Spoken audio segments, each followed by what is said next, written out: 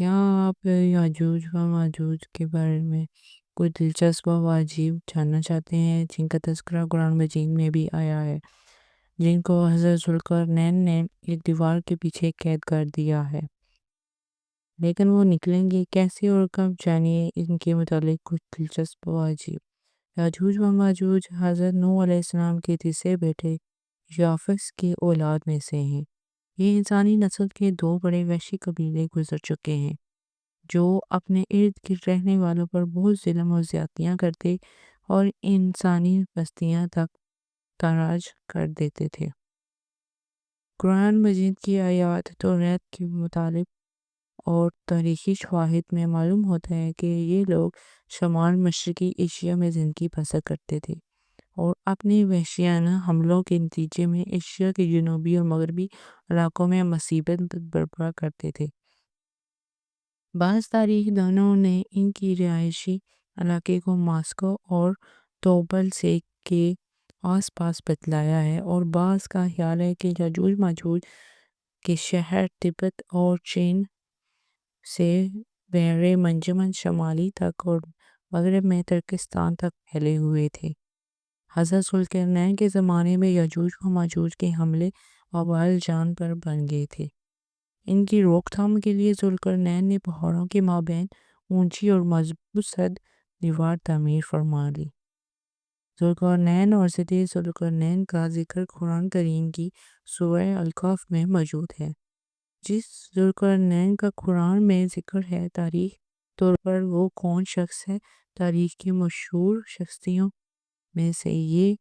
داستان کس پر منطبق ہوتی ہے؟ اس سلسلے میں مفسرین کے درمیان اختلاف ہے۔ تاریخ کی کتابوں کے مطالعے کے بعد لوگوں نے ذوالقرنین کی شخصیت اور ضد ذوالقرنین سے متعلق مختلف انداز لگائے ہیں۔ بہت سے قدیم علماء اور مفکر سکندر اعظم کو ہی ذوالقرنین مانتے ہیں، مگر بعض اس کا انکار کر کے یہ دلیل پیش کرتے ہیں کہ ذوالقرنین دراصل حضرت سلیمان علیہ السلام کا خطاب تھا۔ جدید زمانے کے کچھ مفسر و مفکر ذوالقرنین کو قدیم ایرانی بادشاہ سائرس اعظم، کورش اعظم کا دوسرا نام قرار دیتے ہیں، اور یہ نسبتاً زیادہ قربن قیاس ہے،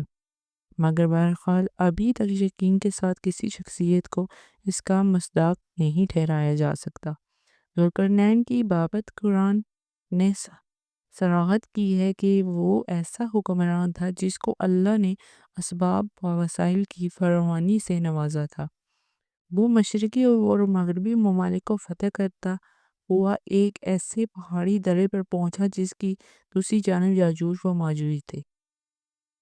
قرآن کریم کی سورہ کہف میں بحوالہ یاجوج و ماجوج ذوالقرنین کے حالات بیان کرتے فرمایا گیا کہ جب وہ اپنے شمالی مہم کے دوران 100 دیواروں پہاڑوں کے درمیان پہنچا تو وہاں اس سے ایسی قوم ملی جس کی زبان ناقابل فہم تھی۔ تاہم جب ترجمان کے ذریعے گفتگو ہوئی تو انہوں نے عرض کیا کہ یاجوج ماجوج اس سرزمین پر فساد پھیلاتے ہیں، لہٰذا تو ہمارے ان کے درمیان ایک سد دیوار تعمیر کر دیں۔ چنانچہ پھر یہ تفصیل ہے۔ کس طرح ذوالقرنین نے اس قوم کو یاجوج ماجوج کی یلغار سے بچانے کے لیے دیوار بنائی، اور جو دیوار بنائی گئی وہ کوئی خیالی اور معنوی نہیں بلکہ حقیقی اور حسیب جو کہ لوہے اور پگھلے ہوئے تانبے سے بنائی گئی تھی، جس سے وقتی طور پر یاجوج و ماجوج کا فتنہ دب گیا۔ جب یہ دیوار تعمیر ہوئی تو ذوالقرنین نے اللہ کا شکر ادا کیا جس نے یہ دیوار بنانے اور لوگوں کو آئے دن کی پریشانیوں سے نجات دلانے کی توفیق بخشی، مگر ساتھ ہی لوگوں کو یہ بھی بتایا دیا کہ دیوار اگرچہ بہت ہی مضبوط اور مستحکم ہے مگر یہ لازوال نہیں، جو چیز بھی بنی ہے بالآخر فنا ہونے والی ہے، اور جب میرے رب کے وعدے کا وقت قریب آئے گا تو اس کو پہ خاک کر دے گا، اور جب میرے رب کا وعدہ برحق ہے۔ رہی یہ بات کہ سد ذوالقرنین کہاں واقع ہے، تو اس سے بھی اختلافات ہیں کہ کیونکہ آج تک ایسی 5 دیواریں معلوم ہو چکی ہیں جو مختلف بادشاہوں نے مختلف علاقوں میں مختلف ادوار میں جنگجو قوموں کے حملوں سے بچاؤ کی خاطر بنوائی تھی۔ ان میں سب سے زیادہ مشہور دیوار دیوار چین ہے، جس کی لمبائی کا اندازہ 1200 میل سے لے کر 1500 میل تک کیا گیا ہے اور اب تک موجود ہے، لیکن واضح رہے کہ دیوار چین لوہے اور تانبے سے بنی ہوئی نہیں ہے اور نہ ہی کسی چھوٹے کوہستانی درے میں ہے۔ وہ ایک عام مسالے سے بنی ہوئی ہے دیوار۔ بعض کا اصرار ہے کہ یہ وہی دیوار ہے مارب کی جو کہ یمن میں ہے۔ یہ ٹھیک ہے کہ دیوار مارب ایک کوہستانی درے میں بنائی گئی ہے، لیکن وہ سیلاب کو روکنے کے لیے اور پانی ذخیرہ کرنے کے لیے مقصد سے بنائی گئی ہے۔ ویسے بھی وہ لوہے اور تانبے سے بنی ہوئی نہیں ہے، جبکہ علماء و محققین کی گواہی کے مطابق سرزمین ففکار میں